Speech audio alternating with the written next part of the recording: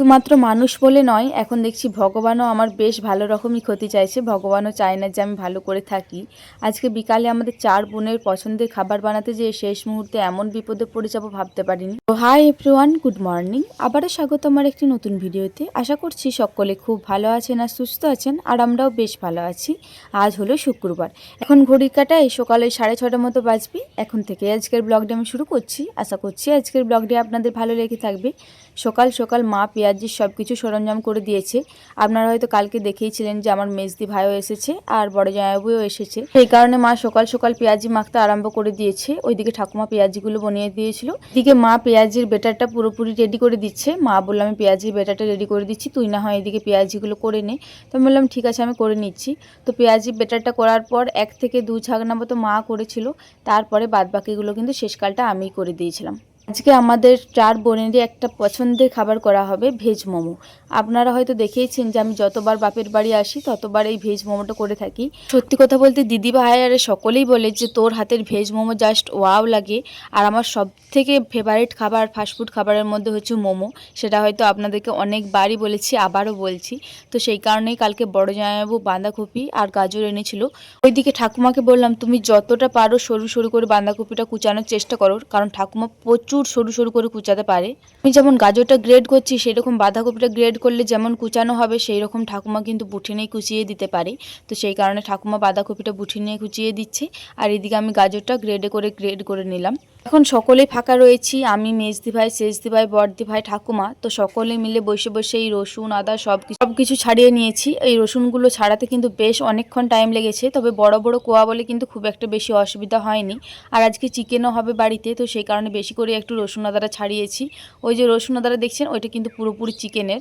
আর এইদিকে 2 সাইডে যে দুটো ভাগ করা রয়েছে এগুলো কিন্তু একটা চাটনির আর একটা মোমোর পুরের। মায়ের বাড়িতে যতদিন এসেছি মিনিমাম 9:30 থেকে 10টার মধ্যে স্নান করে নেওয়ার চেষ্টা করেছি। তবে সোনামা আজকে ঘুমায়নি, জানেন তো। অন্যদিন সোনামা ঘুমালেই আমি স্নানে চলে যাচ্ছিলাম, তবে আজকে সোনামাকে ঘুম পাড়াতে গিয়েছিলাম, তবে ঘুমায়নি। ঘুম পাড়াতে গেলেই প্রচণ্ড কান্না করছিল, যেহেতু বাইরে ওর দাদা দিদি সকলেই খেলছিল, ও মোটেও ঘুমাতে চাইছিল না। তো সেই কারণে আর জোর করিনি, ভাবলাম ও যখন ঘুমাতে চাইবে তখন ঘুম পাড়িয়ে দেবো। সেই কারণে আর তখন জোর করে ঘুম পাড়ায়নি। আর আজকে মাও একটু চাপের মধ্যে রয়েছে, তো সেই কারণে সোনামাকে স্নান করালাম। তারপর বড় বোনজিকেও আজকে একটু স্নান করিয়ে দিলাম, আর কটা মতো কাচাকুচি ছিল ওই কাচাকুচিগুলো করলাম। তো সেই কারণে একটুকু দেরি হয়ে গেল। আর আজকে যেহেতু চিকেন একসাথে হবে আর ওই মোমোর পুরটা আর সব কিছু একদম রেডি করে রাখা হচ্ছে, তো সেই কারণে আজকে রান্নার একটুকু দেরি হচ্ছে। আজকে রান্নার মেনুর মধ্যে যে ভীষণ কিছু রয়েছে তা কিন্তু নয়, তবে ওই যে চিকেন আরে হবে মশলার ব্যাপারগুলো রয়েছে, তো সেই কারণে একটু দেরি হচ্ছে। বিশেষ করে ওই যে মোমোর পুরটার জন্য একটুকু দেরি হচ্ছে। এদিকে বাচ্চাগুলোর বেশ অনেকগুলোই জামা ছিল, ওই সবকটা জামায় কাচাকুচি করে জায়গা মতো মেলে দিলাম। যখন স্নান করে বেরোলাম তখনই মেঘটা ধরা ধরা লাগছিল, তবে এই কিছুদিন হলো মেঘটা ধরা ধরা লাগছে। ভাবি নাই যে মেঘটা এত তাড়াতাড়ি চলে আসবে। আমি যা স্নান করে 2 মিনিট হলো ঘরেতে ঢুকেছি, তারপরে বাইরে বেরিয়ে দেখছি এইদিকে ঝড় তুলে দিয়েছে আর প্রচণ্ড পরিমাণে মেঘটা ধরে দিয়েছে। আজকে তো মনে হচ্ছে জল না নামিয়ে যাবে না। আর ওইদিকে মা সব জামা কাপড় তুলে দিয়েছে। সেই যে 12:30টার থেকে বৃষ্টি নামিয়েছে, এখনও পর্যন্ত বৃষ্টি থামানোর কোনো নাম নেই। এখন ঘড়ির কাঁটায় মিনিমাম 3টে মতো বাজছে। এই ওয়েদারটাকে দেখে মনে হচ্ছে মানুষ তো আমার ক্ষতি চাই, তবে ভগবানও কি আমার ক্ষতি চাই? কারণ আজকে সকাল থেকে অনেক আশা করেছিলাম যে বিকালে সবাই মিলে একসাথে মোমো করব, বেশ আনন্দ করে খাবো দাবো। তবে এই রকম বৃষ্টি হলে মোমো করার কোনো আনন্দই থাকে না, জানেন তো। বৃষ্টির দিনে নুন ঝাল জিনিস খেতে ভালো লাগে, তবে এই একঘেয়েমি বৃষ্টিটা আমার মোটেও ভালো লাগে না। একটু নরম নরম ওয়েদার থাকলে তবেই একটুকু ভালো লাগে। সকাল থেকে তো 4 বোনে একদম সব কিছু সরঞ্জাম করে রেডি করে নিয়েছি। এরপরে শুধু ময়দাটা মাখবো আর মোমোটা রেডি করব। তো এই শেষ মুহূর্তে এসে পড়ে যে এরকম একটা ঘটনা ঘটে যাবে ভাবতে পারিনি, যে শেষ পর্যন্ত একদম এই একঘেয়েমি জলটাকে আমাদের সহ্য করতে হবে।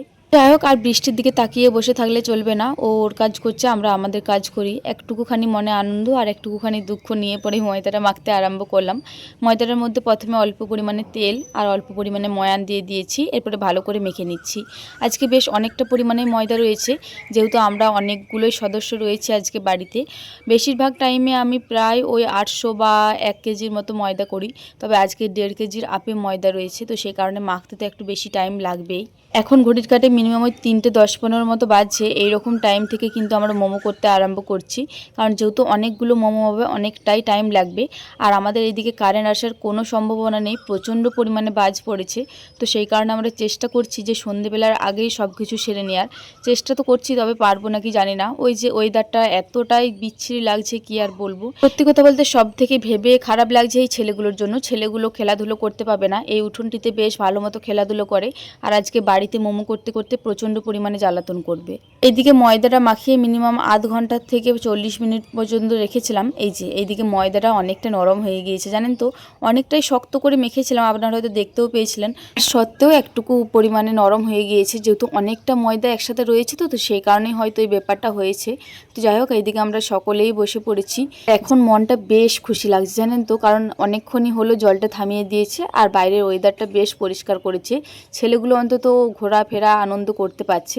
এইদিকে আমি লেচিগুলো কেটে দিচ্ছি, ওইদিকে বড়দি ভাই লেচিগুলো পাকিয়ে দিচ্ছে, আর ওইদিকে সেজদি ভাই আর বড় বোনজি লেচিগুলো বেলে দিচ্ছে। ওরা ততক্ষণকে বেলে রাখুক, তারপরে আমি না হয় শেপটা দিয়ে দেবো।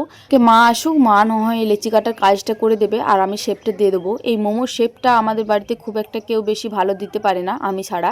আমিও কিন্তু আগে ভালো পারতাম না, তবে এই কিছুবার হলো মোমো করে করে এতটাই প্র্যাকটিস হয়ে গেছে, খুব সুন্দর আমি শেপ আনতে পারি। কিন্তু এখন ঘড়ির কাটায় মিনিমাম ওই 6:30 মতো বাজবে। এই মুহূর্তে আমি ছাদের থেকে এলাম ভিডিও আপলোড দিয়ে, এই মুহূর্তে আমি মোমো খেতে বসছি। ও কিন্তু অনেকক্ষণই হয়ে গিয়েছে, তো শেষ মুহূর্তে আমি আর সেজদি ভাই এই মুহূর্তে বসেছি, কারণ আগেই ছেলেগুলোকে দিয়ে দিয়েছে। আমি গিয়েছিলাম ভিডিও আপলোডের কাজে, ওই ভিডিও আপলোড না হলে মনের মধ্যে একটা টেনশন রয়ে যায়। তো সেই কারণে আমি ভেবেইছিলাম যে ভিডিও আপলোড দিয়ে এসে পরে আমি একদম মন তৃপ্তি করে খাবো।